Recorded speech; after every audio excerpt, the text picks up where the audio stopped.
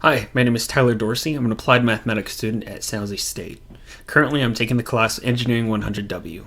Our final project for my group is called Marine Conservation. The group is comprised of 4 members: myself, Tyler Dorsey, Marcia Briseno, Gabriel Diaz, and Ethan Hinman. So to start us off with, we want to start with a formal definition of what exactly is marine conservation. According to Science Daily, the definition of marine conservation is the protection and preservation of our seas. It also focuses on limiting human-caused damage within the system and aims at preserving marine species. So there comes a question with this, which is, why is this important, especially for our humankind? Because this is essentially more work. The reason why it's important is because most of the planet is covered in water, 71% specifically. A lot of our food comes from the ocean, as well as most of the oxygen that we breathe. It ends up coming from the ocean as well, which is created by phytoplankton and other marine animals and species and plants that live within it. So if they go away, we go away. So eventually this is actually our own problem. Our group has kind of taken apart and analyzed this problem as a whole. This is a very large problem and is going to require a very large solution. Because of that, we've decided that this problem is a little bit too big for us to solve, but we've decided to start it off. The purpose of our presentation is to diagnose this issue, separate it out into 4 different categories, with the hopes that another group in the future will be able to continue our work. That being said, the 4 groups that our group has decided to focus on are the 4 topics. The first one is marine conservation, second being that of marine pollution, third is that of climate change and how it affects the ocean environment.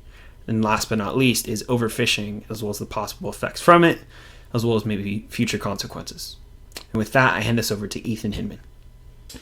Continuing on, I'd like to continue on with the topic of ecosystems, specifically marine ecosystems. This is going to be actually a short part of our report, mainly because there's really just 5 main marine ecosystems, and those being the Nearctic zone, the oceanic zone, the supralittoral zone, the intertidal zone, and the sublittoral zone.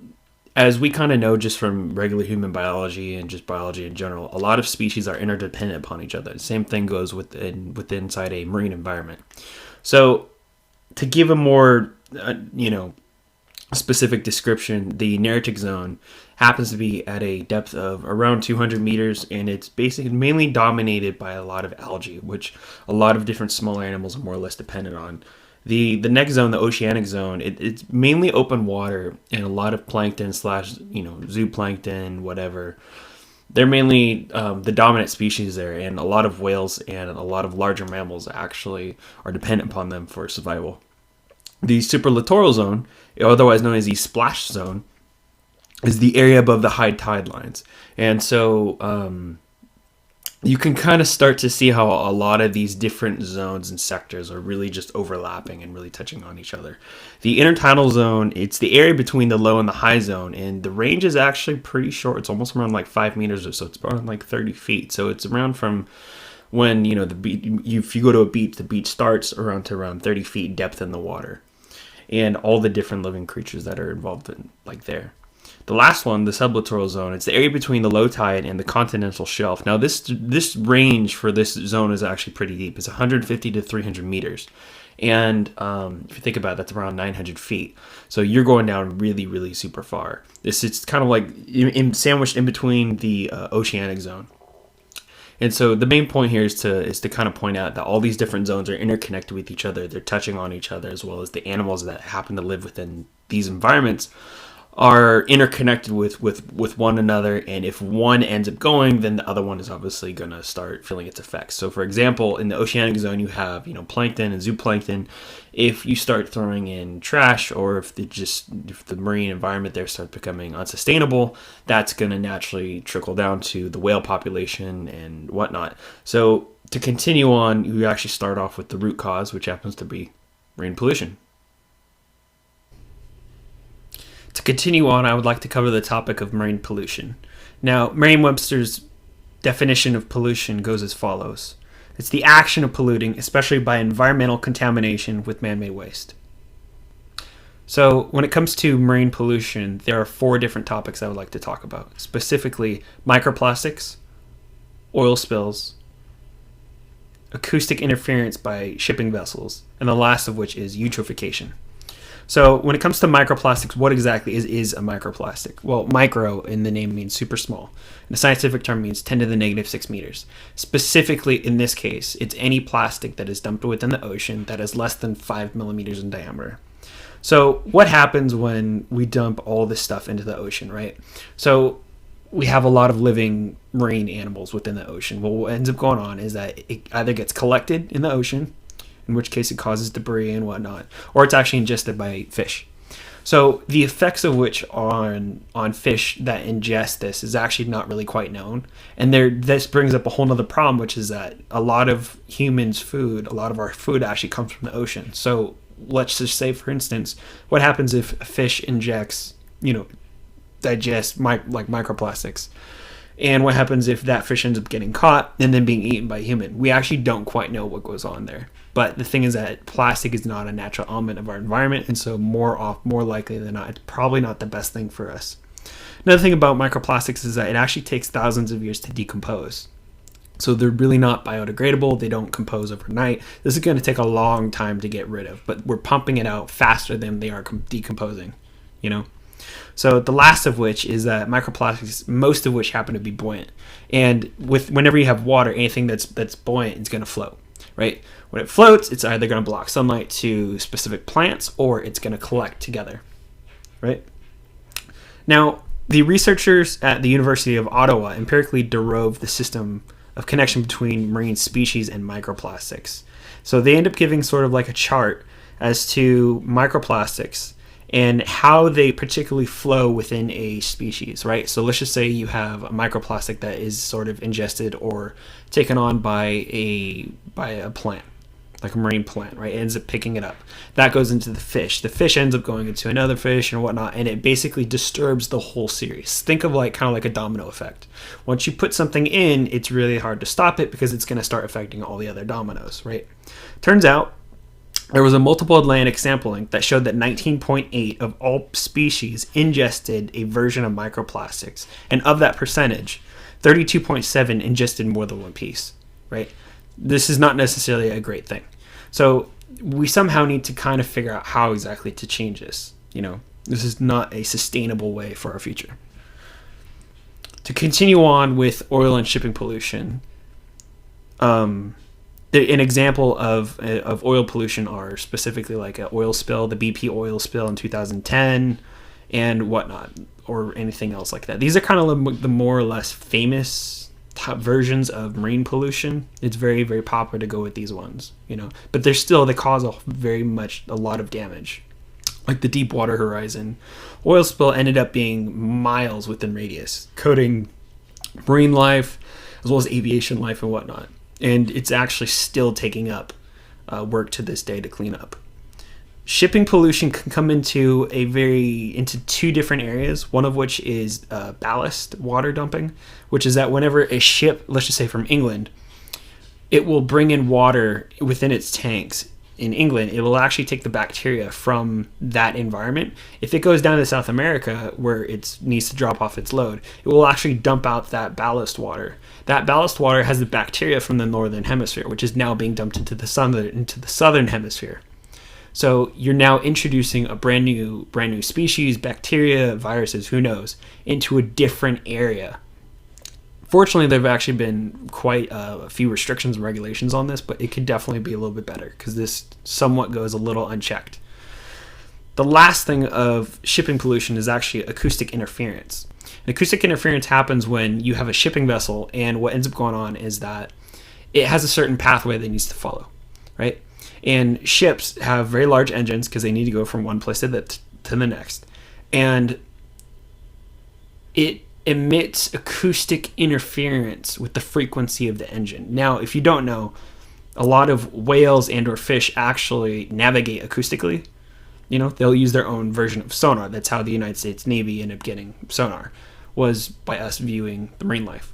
And it turns out in Norway, the whales and the cod that cross a very popular shipping line are continuously confused and disturbed by acoustic pollution given off by passing vessels. This is actually taking place in Love, Norway. It's the name of the place, Love, Norway.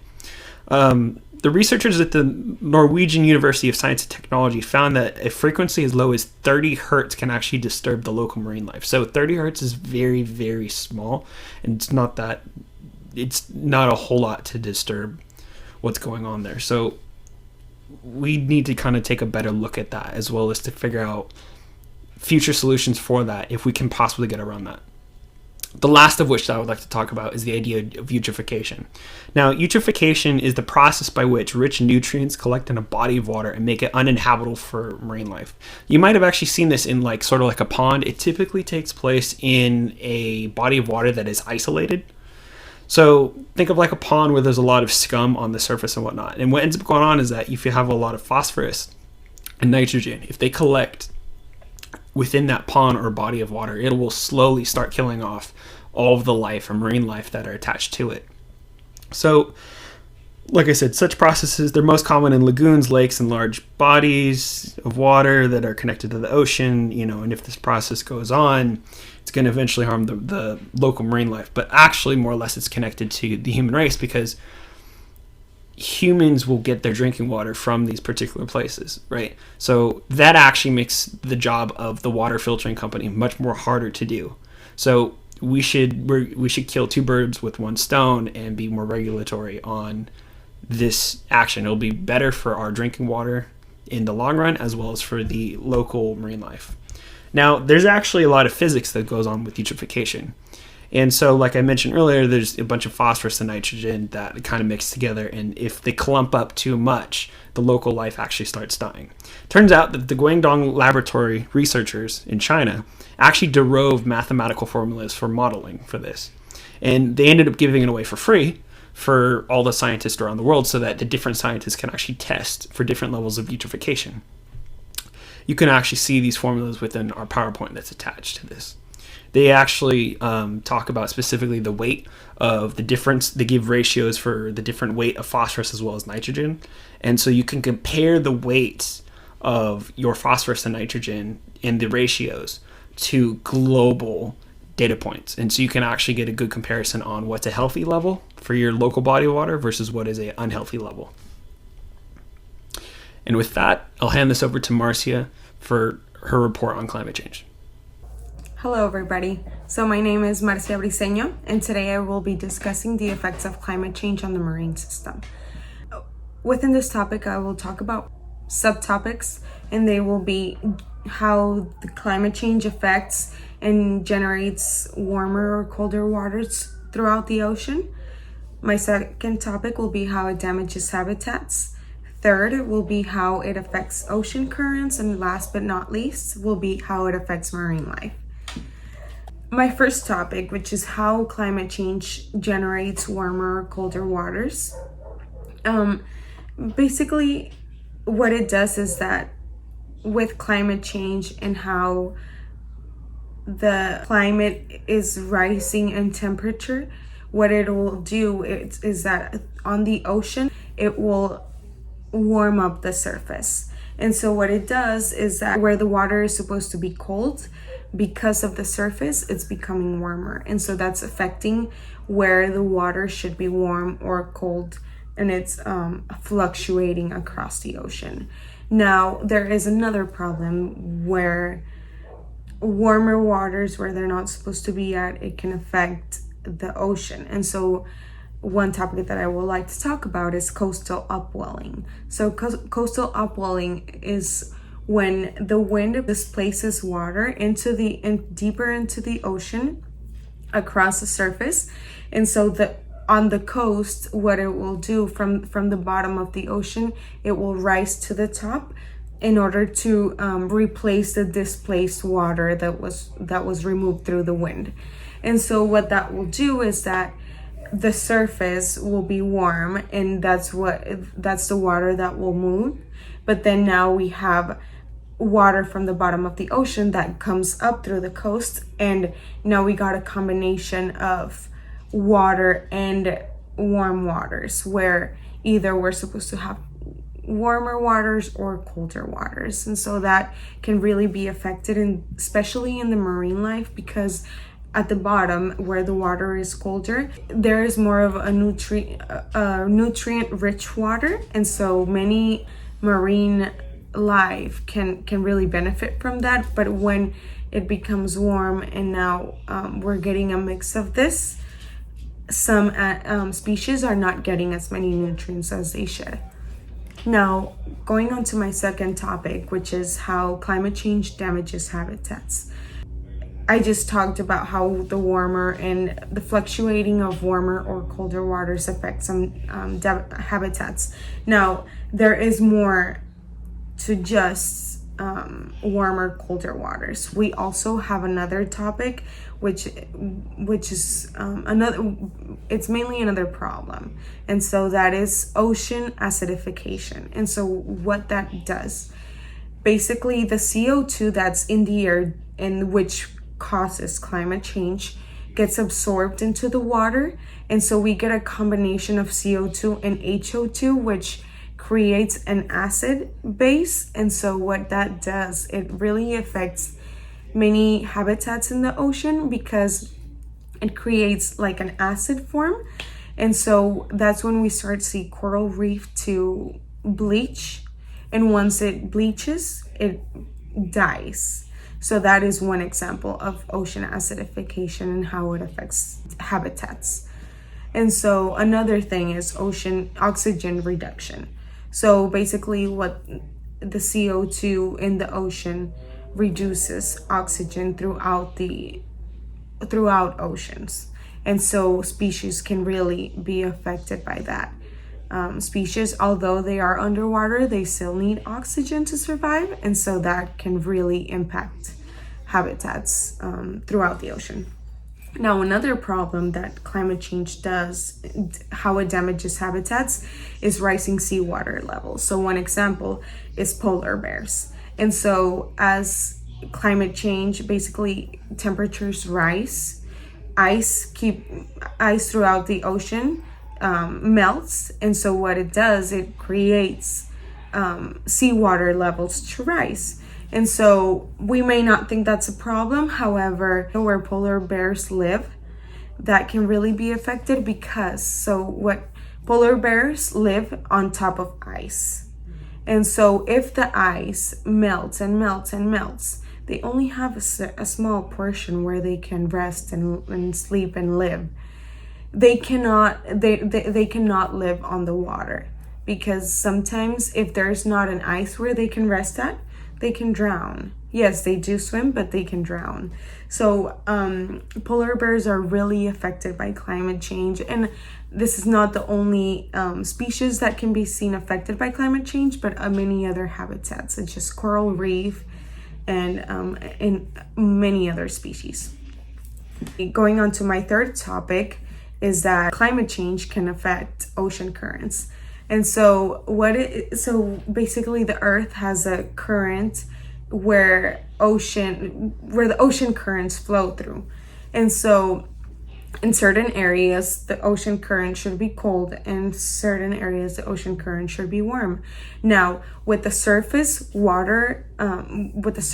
the water rising in temperature, where it's supposed to be cold, that can really be affected, because species live in a certain temperature water.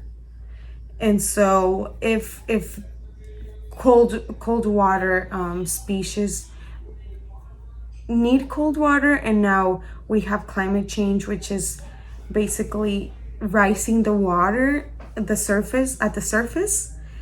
And so as they mix, the ocean currents, as they flow, when they mix, species would have to shift, and they cannot adapt to those kind of situations. And so there's another form of how it could damage the ocean. Also, out of place temperature water. So the water circulation needs a flow, and it needs the water to be at temperature level. So the change in temperature waters can really affect circulation throughout the entire earth and the ocean currents. Now, going on to my last topic is how climate change affects marine life directly or indirectly. And so, one way was how I mentioned that through how it generates warmer or colder waters, how it damages habitats in many ways, and how it affects ocean currents. These are some of the ways that climate change affects marine life.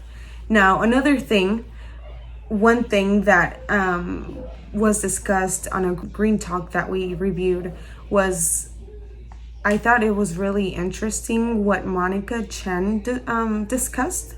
She talked about how basically humans, we are over consuming seafood, and how it's really affecting the marine life. We're like overfishing and over consuming, and we're basically taking all these species and animals out of the ocean, and we're eating them. So this can really disrupt many marine species.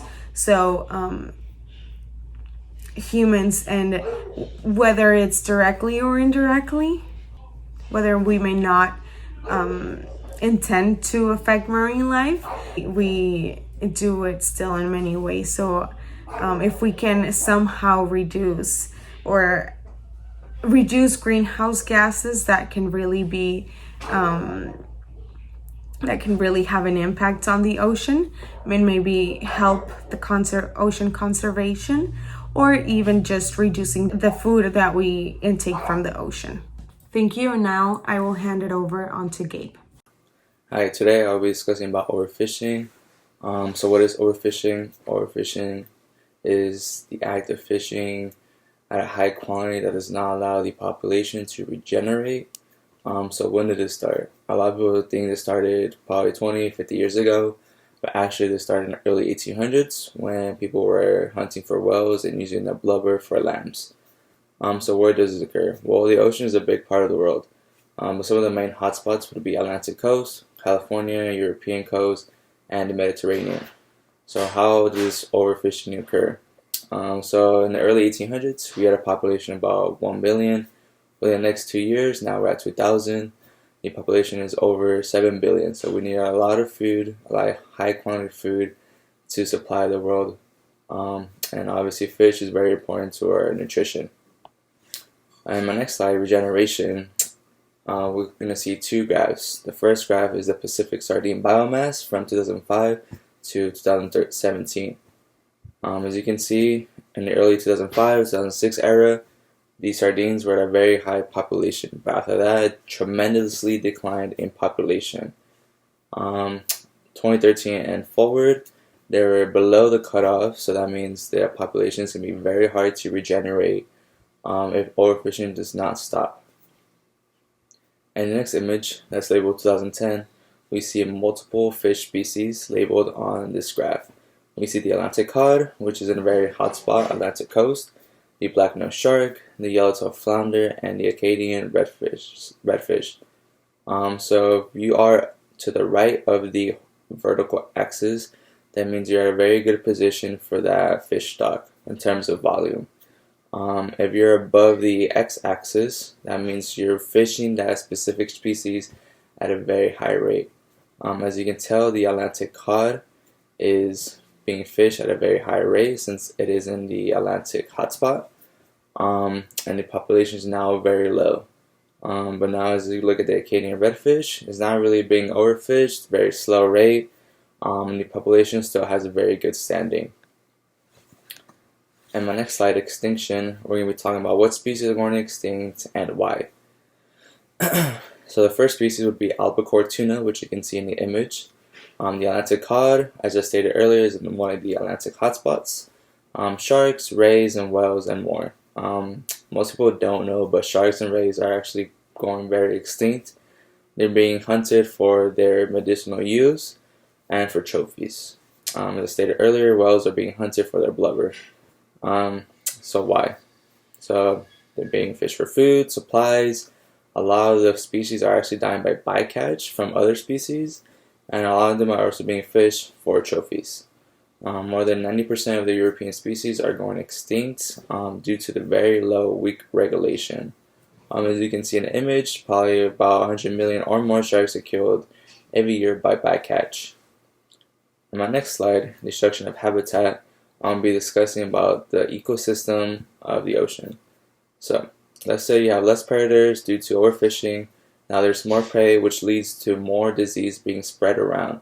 Since there are a lot more prey than there are predators, and the prey's immune system are not as tough as the predator, they do tend to spread disease a lot easier than any other species. Obviously, this is very toxic to the ecosystem of the ocean. Every species rely on each other, and if there's a lack of nutrients and unhealthy ecosystem, obviously a lot more species tend to die. So the big question, will the ocean ever run out of fish?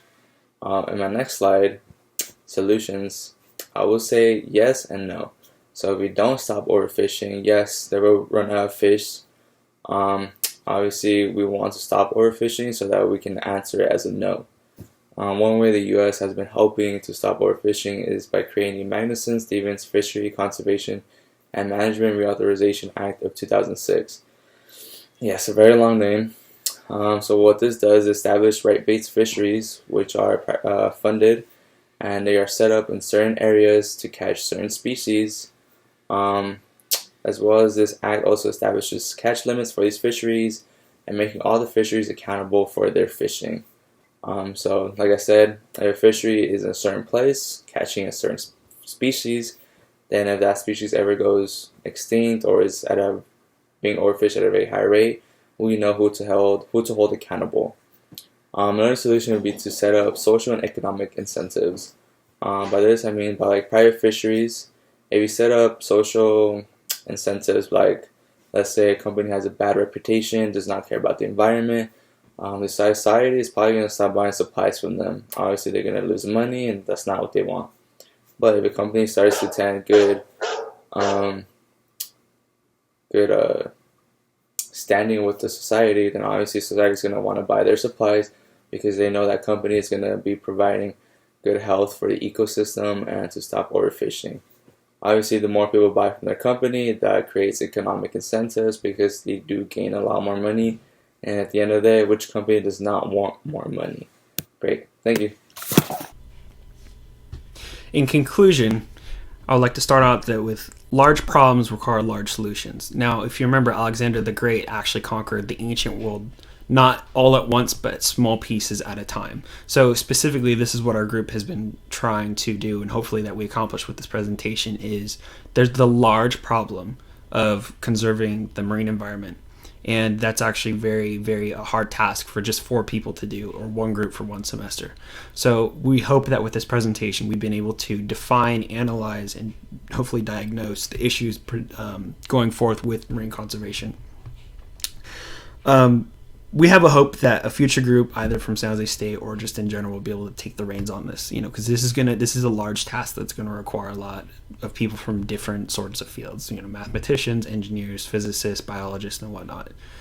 I would like to close with it's how important this task is for marine conservation, because when it comes down to it, marine conservation is directly correlated to the survival of the human race. It is estimated that by 2050 there will be more plastic than fish in the ocean. The current year is 2020. If you do the difference, that's a 30-year difference. So within 30 years there'll be more plastic than fish in the ocean. If this process goes unchecked, it is estimated that the human race will become extinct within 80 years after the last fish dies. That's a very dire consequence. And I'm not quite sure about you, but I would like to see my grandkids. Anyways, just to kind of put it all into perspective, thank you for listening to our presentation on marine conservation. Thank you.